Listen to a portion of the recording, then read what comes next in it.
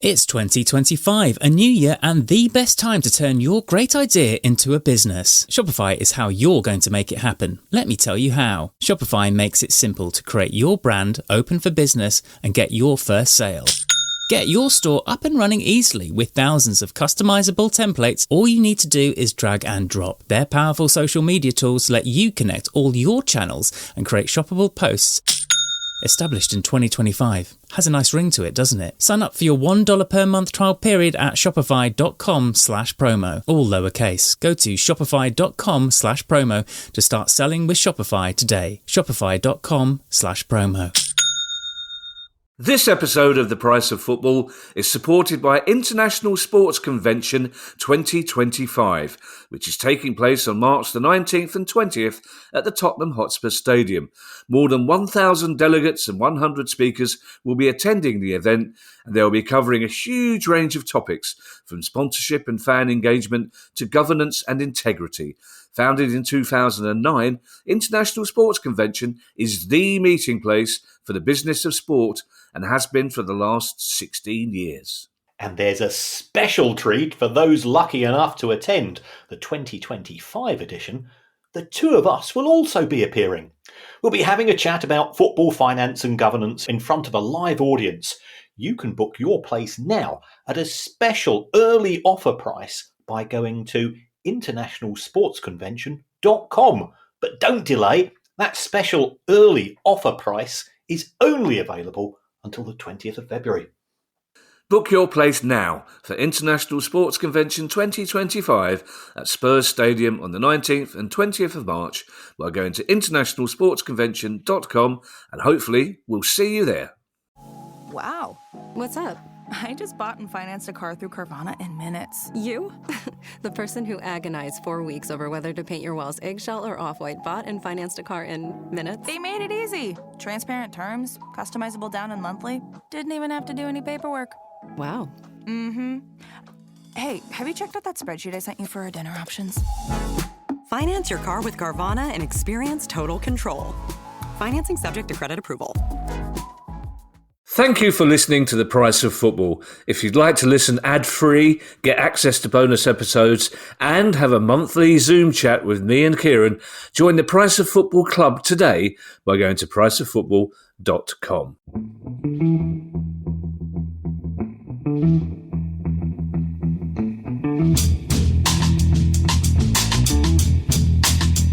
Hello and welcome to The Price of Football, the show that looks at the money behind the beautiful game with me, Kevin Day, and Liverpool University's Kieran Maguire.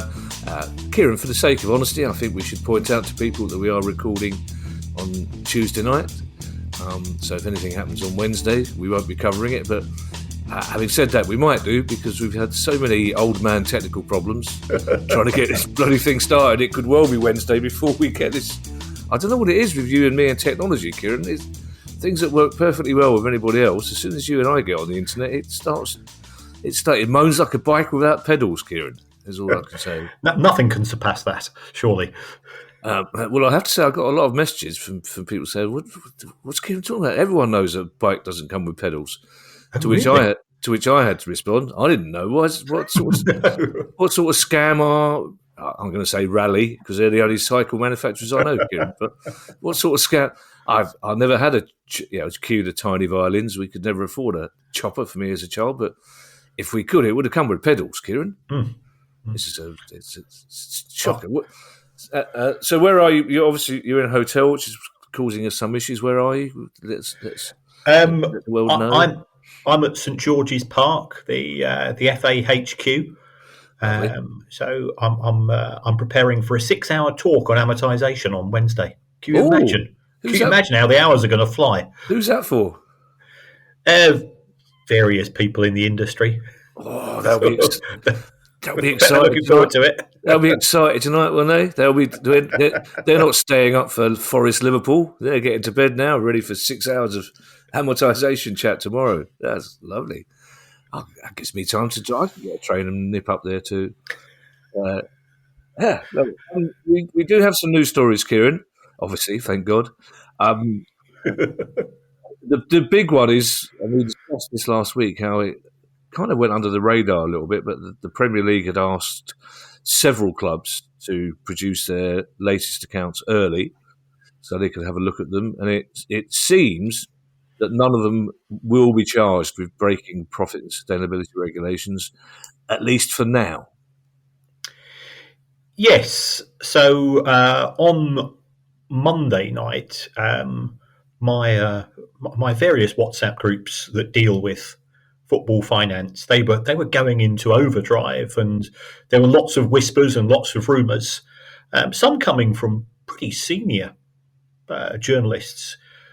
And I've said, and I don't get to see the account, so therefore you can't prejudge.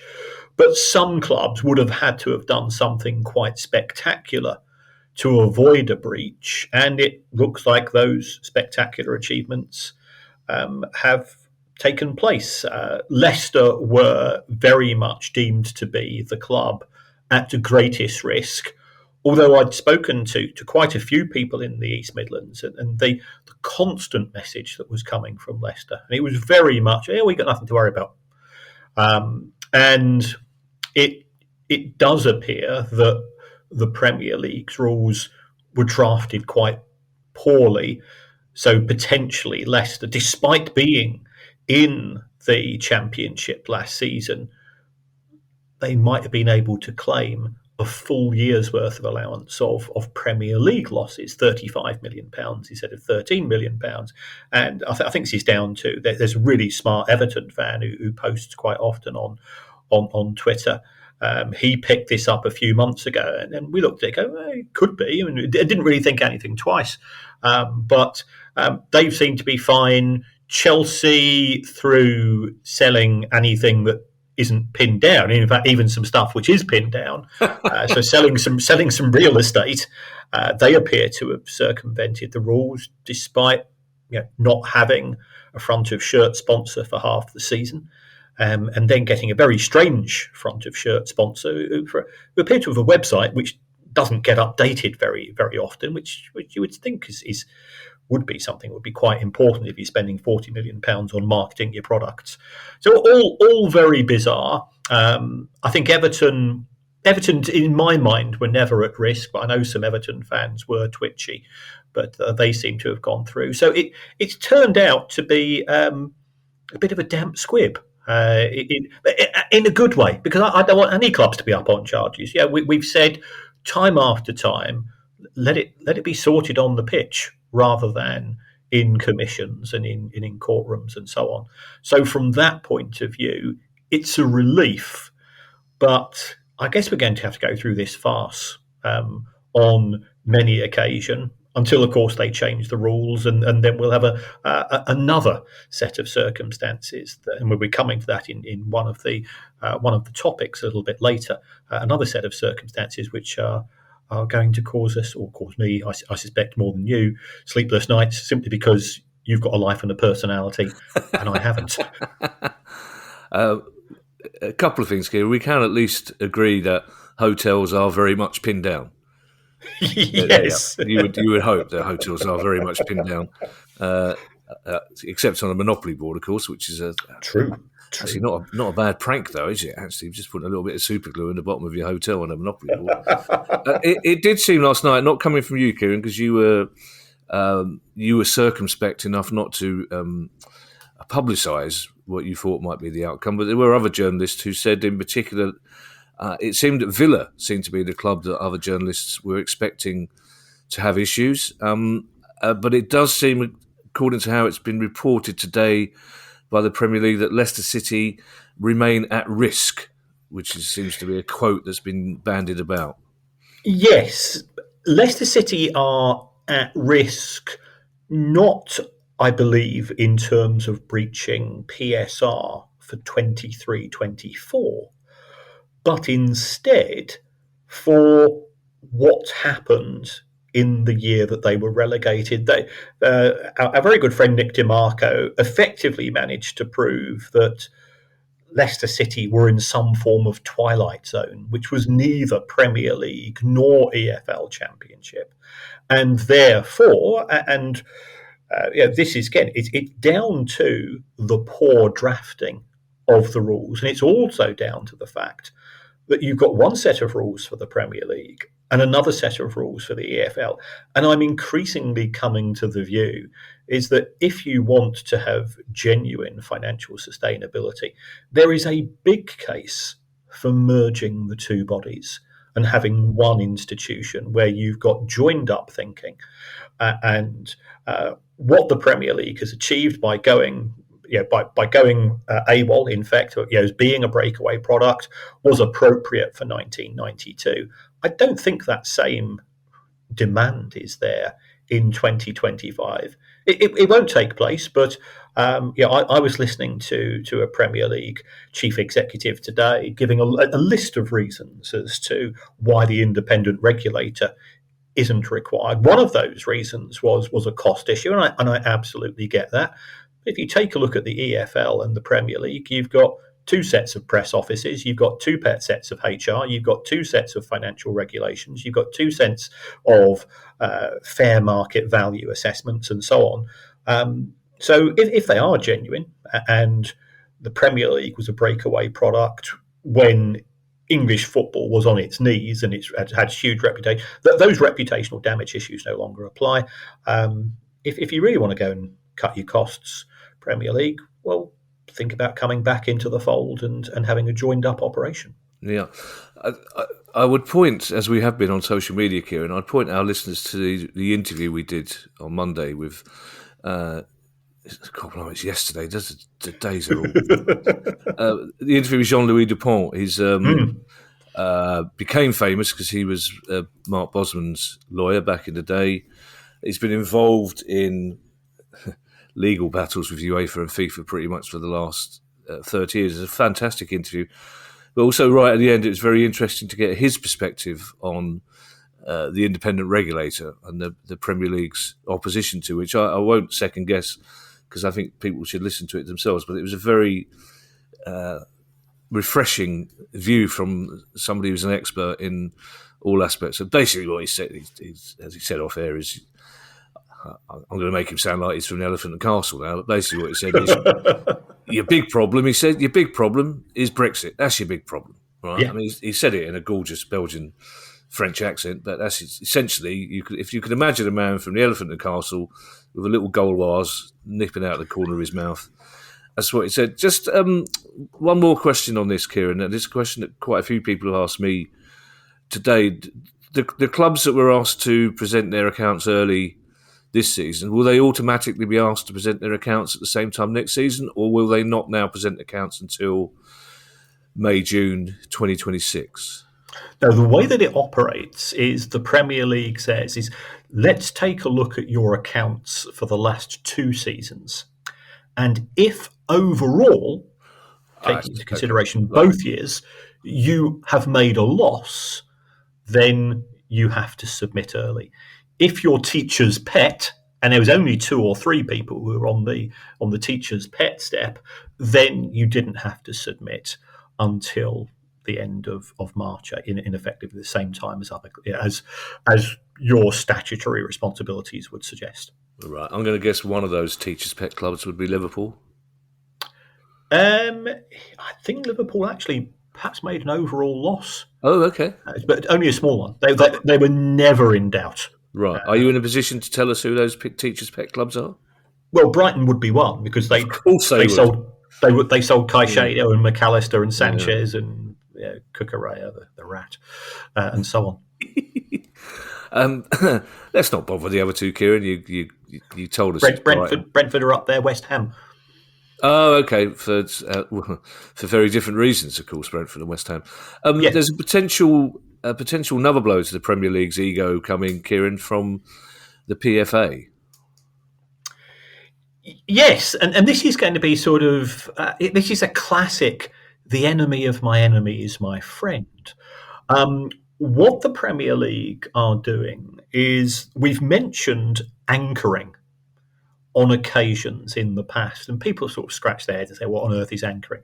It looks as if anchoring is going to sit alongside the UEFA-style cost control issues. And the way that anchoring works is you take the television money from the club which has generated the least amount of cash from broadcasting. You multiply that by 5, and that is in effect your player cost cap. And by player costs, I mean wages, player wages, plus amortization, plus impairments, plus agents' fees, minus player sale profits. So it's spreadsheet delight for nerds. Yeah. It's also, in my view, open to scope for a bit of hanky-panky, jiggery-pokery, creative accounting, whatever you want to call it. Effectively, what we've just seen last summer when clubs were making strategic sales of players who appear to have gone on to have spectacularly non-existent careers at their new clubs. If you take a look at all of those players from those clubs that were in danger, I don't think any of them have played on a regular basis at their new clubs where there have been effective swaps. With Anderson from Newcastle going to Forest, I think is probably an outlier there. He's done really well, as have Forest, of course. But when we had Maheta on the show a few months ago, he raised this as an issue. My understanding is that the PFA have called in some consultants, and the consultants' report say this is sort of a restraint of trade. There's no wage caps in other industries, because football is part of the entertainment industry. And you say you let the market decide. The Premier League and the PFA have an existing agreement in terms of distribution of money, cost controls, and so on. And I think the position which is being taken by the PFA is that the football authorities, in the form of the Premier League, are trying to introduce a wage cap through the back door, and they're having none of it. And this is where it gets intriguing. They appear to have picked up 2 unusual allies. Oh. Which are the 2 big Manchester clubs. Oh. So the noises we're getting, Offshore Jim has said that he's opposed to it because he feels that it means that Manchester United won't be able to spend as much money on wages as Real Madrid, Barcelona, i.e. effectively the clubs that Manchester United would like to benchmark itself against. Manchester City, I think, broadly are of the same view. And I think also, if you take a look at those 2 clubs, they happen to be the 2 clubs which generate the most commercial income in the Premier League. Well, commercial income is completely ignored under these anchoring rules. And therefore, they feel that they are being vendetted against. That's not a verb. I appreciate that. But they feel that they are being marginalised as a result of this decision. I think it's an intriguing set of rules because it's effectively shifting towards what we sometimes refer to as a hard cap. So if I was Newcastle and Aston Villa, I'd be absolutely delighted with this idea of anchoring, because what you're effectively saying is that every club can spend 5 times the amount of TV money of the bottom club. So the TV money was £106, 5 times 106. It means that every club can spend £530 million on wages. And the soft cap, which very much discriminates against the ambitious clubs who want to move from the middle classes to challenge the elite, they are restricted because they can only spend 85% of income on wages. So it's very political. Whether Manchester United and Manchester City will pick up another 5 or 6 allies, because for the rules to go through, you need this 2/3 majority, and whether Maheta and the PFA will be able to articulate a case to oppose these particular rules, we wait to see.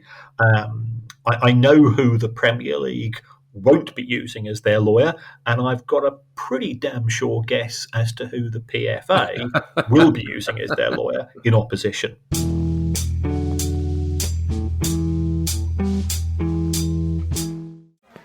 Yeah, sure thing. Hey, Hey, you sold that car yet? Yeah, sold it to Carvana. Oh, I thought you were selling to that guy. The guy who wanted to pay me in foreign currency, no interest, over 36 months? Yeah, no. Carvana gave me an offer in minutes, picked it up, and paid me on the spot. It was so convenient. Just like that. Yeah? No hassle. None. That is super convenient. Sell your car to Carvana and swap hassle for convenience. Pickup fees may apply. This episode is brought to you by Amazon. Sometimes the most painful part of getting sick is the getting better part. Waiting on hold for an appointment, sitting in crowded waiting rooms, standing in line at the pharmacy, that's painful. Amazon One Medical and Amazon Pharmacy remove those painful parts of getting better with things like 24/7 virtual visits and prescriptions delivered to your door. Thanks to Amazon Pharmacy and Amazon One Medical, healthcare just got less painful.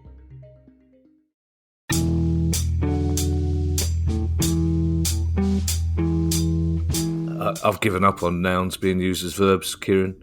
These days I hear pundits use the phrase impacted on, and I've controlled my rage down to a barely visible tick in my right eye. Just realise that things have moved on. Much as I love Maheta, Kieran, apart from the time he spent at Brighton, obviously, much as I love Maheta and the PFA, it's a bit disingenuous to say that in the UK there are no wage caps, salary caps, because in sport all over the world, including football, wage and salary caps are quite common. That they are, and I think the position of the PFA is we're not opposed to them on an individual basis. We're opposed to the imposition of a wage cap. And if we take a look at what happened during COVID, where the owners of the clubs in League One and League Two said, right, we're just having wage caps. Boom.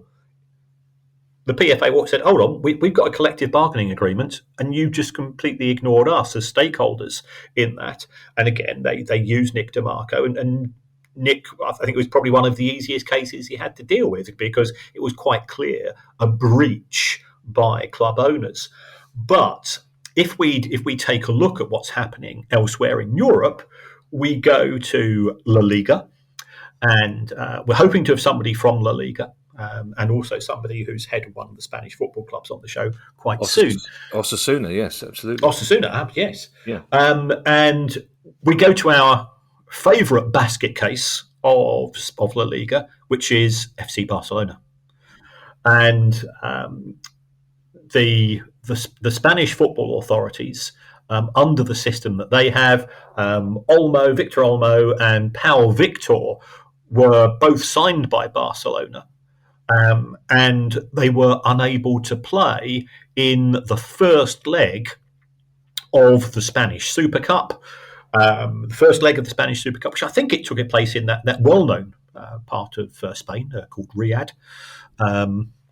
And they were prevented from doing so, and both La Liga and the Spanish Football Federation said Barcelona are in breach of the rules. What Barcelona have now done is that they've escalated this, and they've gone to yet another legal institution, the Superior Sports Council, which has given Barcelona a temporary reprieve and has allowed the club to not just register, but also to play these two players. And then we've got our very good friend Laporta, who is the president of Barcelona, who to a large extent has got Barcelona into this situation through his use of payday loans, through his use of gamification of the ruling system. And he's in self-pity city. He's saying, it's always they, isn't it? They are trying to destroy us.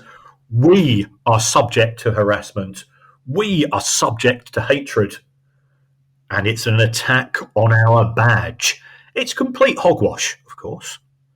What's happened is that Barcelona seem to think that the rules which they signed up to 10 years ago don't apply to them, because at the time that they signed up to them, there was no need for Barcelona to worry about having to comply, but a series of dud signings and commitments to wages which were non-sustainable has left them in this position that we see at present. So it's very messy.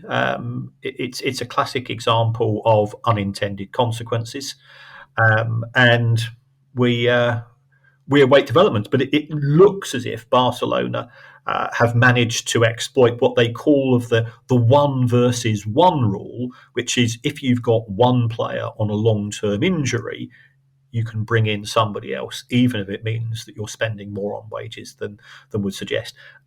So if you get a long-term goalkeeping injury, you can bring in a centre forward.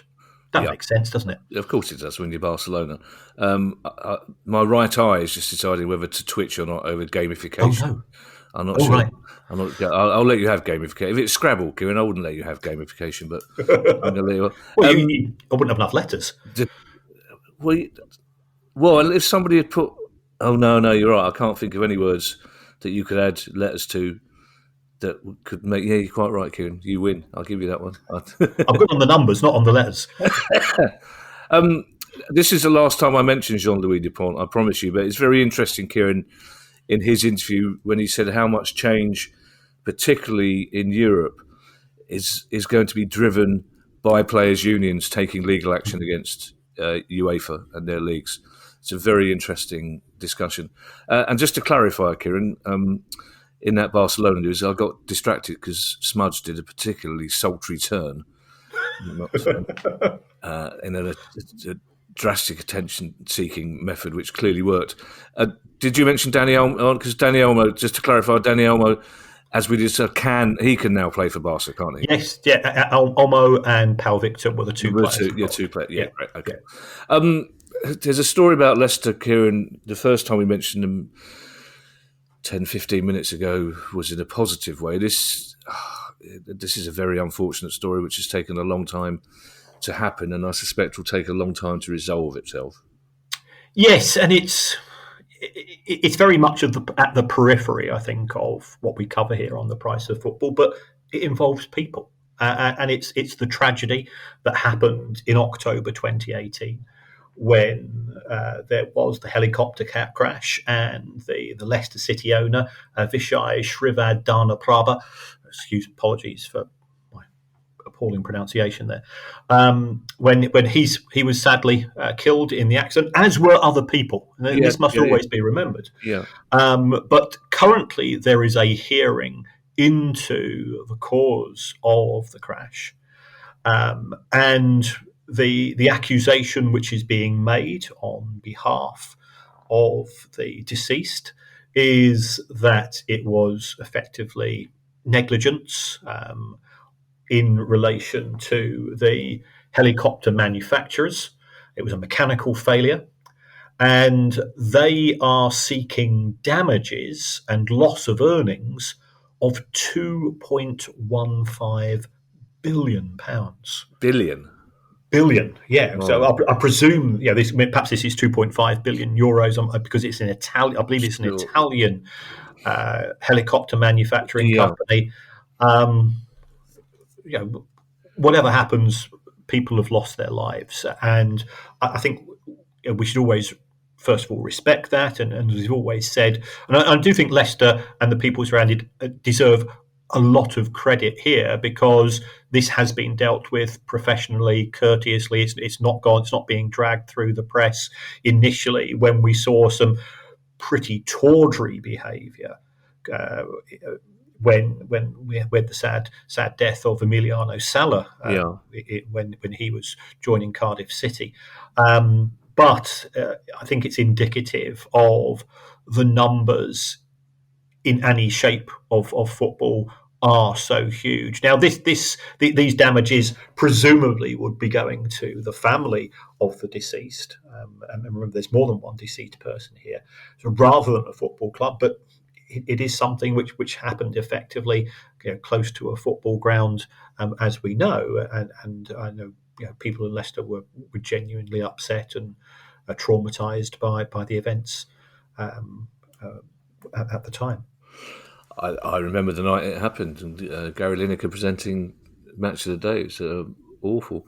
It's a story we would rather not cover, Kieran, but unfortunately, as well as the human aspect, there is a football finance aspect to it as well. So it is a story we will, with no particular pleasure, keep across. We've got a little group of stories now, Kieran, all involving extra investment and shares, basically. the conversion thereof. And the first one is Middlesbrough. Yes. We've seen an awful lot of shares being issued by football clubs. And I think it's useful here to contrast the drivers, to contrast why we have seen what we have seen. So firstly, you absolutely rightly mentioned Middlesbrough. Middlesbrough published its accounts. The club lost money. It lost just under £30 million in terms of its day-to-day trading. It had a good year in terms of player sales, which managed to reduce those losses. But what we have seen here is owner Steve Gibson. In my view, he's one of the genuine owners. And we call out owners when we can, when we think that their motivations. Steve Gibson has put into Middlesbrough Football Club £250 million. And the rewards for that, I think, are effectively one season in the Premier League in the last decade, and the privilege. And this is not the privilege of playing Swansea on a Tuesday night, which isn't what you're not getting a return on investment of your £250 million, and every year, and a bit like the owner at Bristol City, Steve Lansdowne, and what we're seeing at many other clubs in the Championship, the losses are huge, and you wonder what keeps these people motivated. And I've sort of observed social media. I think the vast majority of Borough fans hugely appreciate what Steve Gibson has done. There is a minority, as there is a minority at every club, who thinks he should move on, and that's a reflection of them, not him. There's Brighton fans that think that Tony Bloom should move on, and I just end up scratching my head at the lunatic fringe. But scratching your head, very good. Lunatic fringe, I like it. But what Steve Gibson has done is that he had loaned Middlesbrough Football Club somewhere in the region, I think, of around about 130, 140 million pounds, and he just said, "Look, club's never going to be in a position to pay me back. I'm just going to write it off." And the way that he writes it off is by converting into shares. And people say, "Well, hold on, he's getting something in return." But let's look at this from a practical point of view. Previously, Steve Gibson had 100% of Middlesbrough's shares, and let's say that there were 5,000 shares, and now he's got 100% of Middlesbrough shares still, and you've just got 6,000 shares. All that you're doing is that you're just cutting your cake into smaller slices, but he's still got 100% of the whole cake, and I think this is an issue which sometimes causes confusion amongst some observers, but it's a way of writing off the debt. And that sort of effectively leads us into what we've seen in the Premier League over the course of the past few days. And people, again, sort of been going, what's going on here? So at Newcastle, they've issued one new share for £15 million. One share, and it's a 5 pence share. So it's if you look at it, it's a bit like a stamp. If you look at the face value of the stamp, the face value of the share says 5 pence, and somebody's paid £15 million for it. And then if we take a look at Forest's owner, Forest have issued, I think it's 7.2 billion shares for 1 pence each. And this is all to do with minority shareholders and not upsetting the apple cart and so on. And I think it has caused a lot of consternation. What this is effectively doing is showing that if you have a football club where the ownership is shared, I'm assuming here that this £15 million at Newcastle has come from PIF. And there's another shareholder who is the Reuben brothers. Now, the Reuben brothers don't want to put any money into Newcastle. PIF, £15 million isn't moving the dial for them. We know that PIF is a fantastically wealthy institution in its own right. So by issuing one share, PIF previously had 10,000 shares, it's now got 10,001.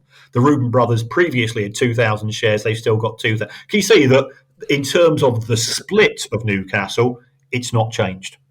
Sure, yeah. Well, one thing that does baffle me, Kieran, because I believe Everton have issued nearly £700 million worth of new shares as well. So the Newcastle one, how does that work for profit and sustainability rules then? How does that, is that £15 million pure profit or £50 million minus 5 pence? I should say, does that go down as pure profit and therefore counts against any losses? Because we're inundated on a weekly basis with clever get-arounds from our listeners. This seems to be one that's just the most basic law. We'll just pay £100 million for a share, and we haven't got any PSR problems. That is partly the case. The PSR rules are very specific. Over a 3-year period, the first £90 million, which comes from the owners in the form of shares, counts towards PSR. So whether that's a billion shares at a penny each or one share at £1 billion each, doesn't matter. Only the first £90 million of that counts. Now, PIF have put in substantial sums over the course of the past 2.5 years or so. So they're all probably at the limit. The reason why they've put in the £15 million is that Newcastle United, they signed Anthony Gordon in January. I think it was last year or 2 years ago. And under the terms of the deal, I think Newcastle paid £40 million for the player, of which was £15 million up front, £15 million in a year and £10 million. So PIF have put the money in to give Newcastle the cash to pay the next instalment, which is due to Everton. So I know some Newcastle fans were getting excited. Is this an opportunity to spend more money? As we've said on many occasions, if you owe money on your credit card, you've got to pay that off first before you can go and spend more money. So I think this is a classic example. What we've seen at Forest is different because Marinakis already owns 100%, so he still owns 100%. He's written off 72 million. Why is that? It's because in a couple of days' time, the new Premier League associated party transaction rules kick in relating to owner loans. And even though Marinakis has lent money to Forest historically interest-free, we've now got this somewhat farcical situation in which the Premier League is going to invent an interest charge. So Forest aren't going to physically have to pay interest, but there's going to be an interest charge for PSR purposes on loans. So what Marinakis has said, here's one finger or two fingers to you. I'm going to pay off that loan. So therefore, there's no loan, there's no interest, which means that Forest can spend more money on player signings, more money on wages from a PSR point of view. And that the final one that we've seen is at Manchester United. And this is Manchester United's got a hierarchy of companies. And we saw last night, Monday night, a company called Red Football. It showed just around about £80 million coming into the club. £80 million actually equates to $100 million.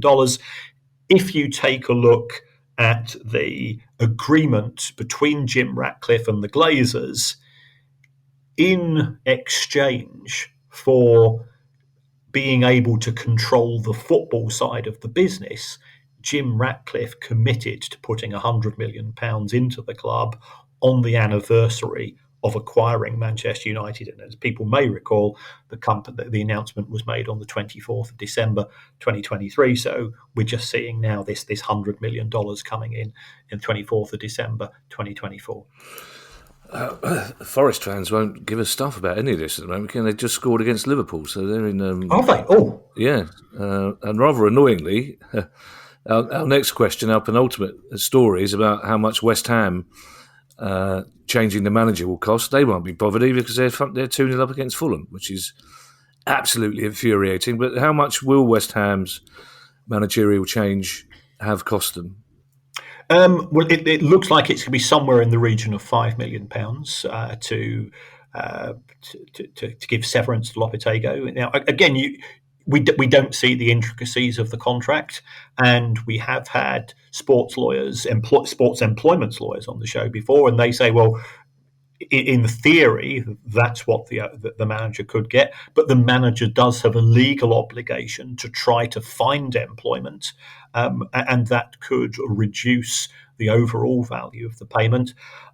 He's been replaced by Graham Potter, of course, and Graham Potter famously cost Chelsea £21 million to recruit, and we believe that Potter got a payoff of somewhere in the region of 12 to 18 million pounds in the subsequent period of time in which he's been without gainful employment, although he was out, I've been looking for jobs and waiting for one of an appropriate standard. So it proved to be a very expensive recruitment. But it works both ways for clubs, because if you sign a manager and he goes on to be reasonably successful, then, as we've seen, you can effectively sell the manager's remaining contract in exactly the same way that you sell a player. Yeah, we're playing at West Ham on Saturday. I'm sure clubs do it deliberately. I'm sure they go, let's not sack the manager now.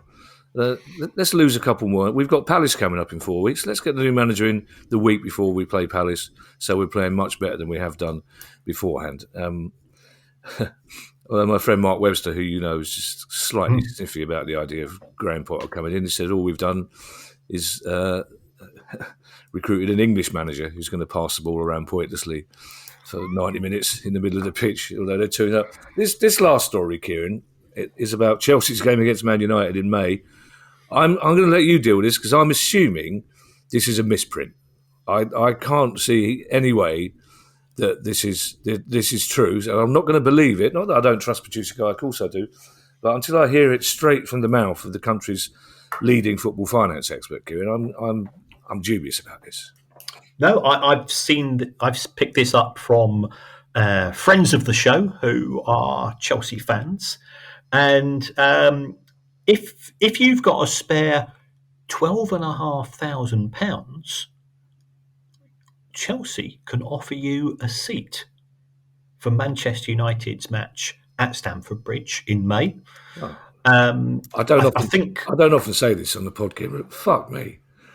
£12,500 quid. 12.5 grand. I think you get the chance to sit next to or close to Todd Bowley. I'd want a massage with extras for £12,500 quid. Never mind sitting next to the fucker. He'll be able to talk you through the 4-4-3 formation, which he's pioneered. So he has a chance to learn things about football which you didn't already know. Wow. And I think what we are seeing increasingly from clubs is, and this is it's the equivalent of flying Atlantic, not business class but first class. The additional money you pay, yes, you do get a few extras, but you get a great view. You get a chance to hobnob with footballing royalty as far as the director's box is concerned. Certainly, the source I was in conversation with about this, his or her view of it was Chelsea are trying to show that they're going to attempt to maximise revenues. He says, I've seen people in those seats who looked a bit Hollywood to me, and I'm damn sure that they were just there as mates, because that was part of the influencer culture. Look, there could be a Hollywood A-lister there, there'd be Todd Bowley there, there'd be these people there, and would some regular Chelsea fans who happen to be very wealthy, and Chelsea have got an exactly as varied a fan base as the vast majority of other clubs. If you're a very wealthy Chelsea fan, you might say, A, it's Manchester United, still a massive draw, regardless of where they are on the table. B, chance to say hello to the owner, thank him perhaps. C, impress the kids, bring the kids along with well, and finally could meet somebody quite famous. And that's the package which is on offer.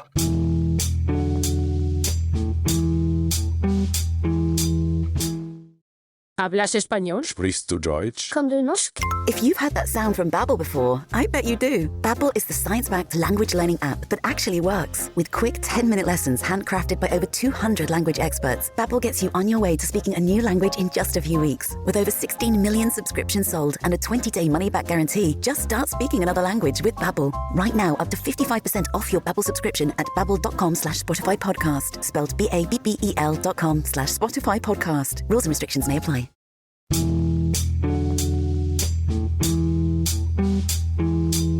Well, I mean, all I can say, Kieran, is I hope it rains and it's a 0-0 draw, but it's just...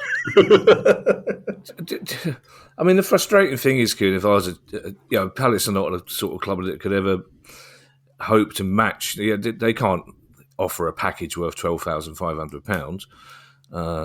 Certainly not for the way we played against Stockport. But as a Chelsea fan, Kieran, I would be saying, well, how much are we raising here? What are you going to sell? Four of these? 50 grand? That's not bringing much match day income in, is it? It's just pure it's self-aggrandizement, isn't it, on behalf of the club, essentially. And these won't be Chelsea fans coming in to watch it, you imagine. Potentially, but if we take a look at the approach which is being taken at Manchester United by Ineos, it would fall under the realm of marginal gains. Okay. In the sense that every little helps. We are seeing clubs now charge hundreds of pounds if you want to be a mascot. Yeah. And to be fair, I know that what many clubs are saying is that there's a waiting list to be a mascot, but what we'll do is five kids. If you a bit like if you go to Disneyland, you can circumvent the queues by getting a fast pass, and some people have the capacity to pay and some people don't, and you pay your money and you make your choice. So this is what's offered. It's the Disneyfication of football. And it's changing, and we can be two old men shouting at clouds and saying, we wouldn't have put up with this in our day, and we wouldn't. But our day has gone. Yeah, true. But I mean, at least as a mascot, Kieran, I know families that have saved up, and I know some clubs do a deal where you can pay for the mascot thing over 4 instalments. But at least your child gets a day that they will hopefully remember for the rest of their life. I mean, they'll meet. They'll get to cavort with Pete and Alice the Eagle. That's exciting enough in itself. But they'll be on the pitch. They'll meet players. They'll have photographs that they can cherish forever. Hopefully, it will entrench their position as Palace fans. Now you're just talking about people with more money than sense who probably don't like football in the first place. But you're right.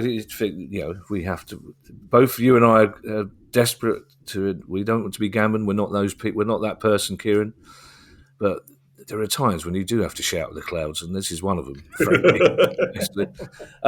Don't forget, you can now join our Price of Football Club, where you'll get ad-free listing, bonus episodes, and much more at a very reasonable price. Was it $3.99 a month, Kieran, I believe? $3.99 a month, or $39.99. You can get 10. You can get 12 for 10. 12 for 10, unless you're a Chelsea fan. I'll tell you what, certain Chelsea fans will charge you £12,500 per year. Right, and you can come and sit on the sofa next to me or Kevin to record a show. Well, you'd have to deal with smudge, but they're more than welcome. Or if you want to join our Price of Football Club, and so many of you have already, and we really do appreciate that, just go to priceoffootball.com and click on Join the Club to sign up today. One important thing to be aware of, though, is if you are one of our wonderful Patreon subscribers, and many of you have been with us right from the start, your membership will not transfer over automatically if you sign up to the new club. You need to cancel your Patreon subscription and set up a new one using the link on the website. We'll be turning off our Patreon offering at the end of February. If you have a question you'd like answered on the show, email us at questions@priceoffootball.com. Don't forget you can follow us on X and you can find us on YouTube. If you'd like to buy our book, you can find details on our website, priceoffootball.com. We'll be back tomorrow, in fact, with our interview with Jean-Louis Dupont, unless, of course, you are a Price of Football Club member and you'll already have heard it. And then we'll be back on Tuesday with our next Questions pod. And in the meantime, I shall hand you over to Mr. Kieran Maguire for his customary farewell. Well, thank you as always to everybody that's been in contact, and to those that have provided us with additional information, which allows us to update, such as the secret finds man or woman. Don't want to give anything away. Absolutely, yeah. Don't reduce the potential size of the population by 50% as to who this person could be. But we are grateful, and we do take, everything we say is in good faith, and that is much appreciated. We'd be delighted if people wanted to join the club, and we're looking forward to do our first sort of evening with Kieran and Kevin in a couple of weeks' time. So producer guy will be sending that out, and that gives you a chance to just Q&A us about anything. Favourite Spice Girl, favourite Teletubby, awesome football finance stuff. We will answer all questions on all topics as best we can.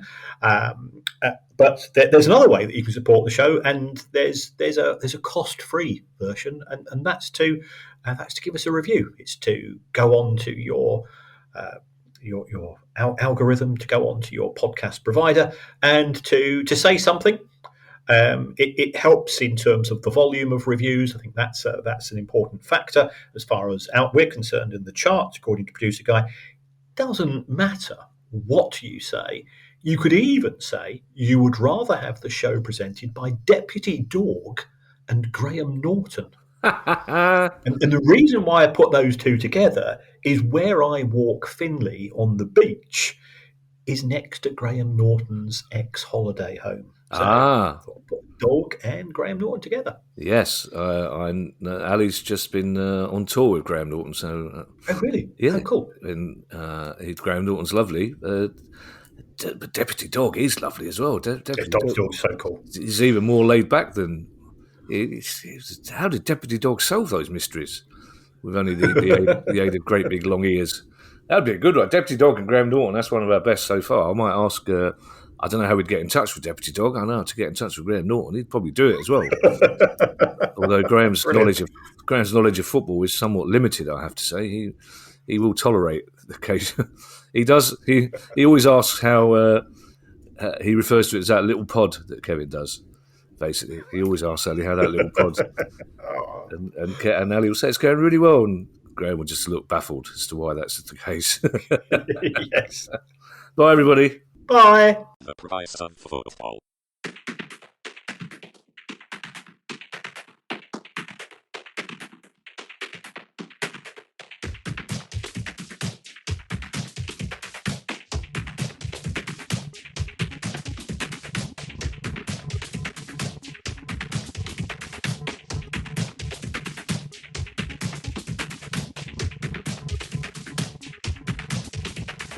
The price of football.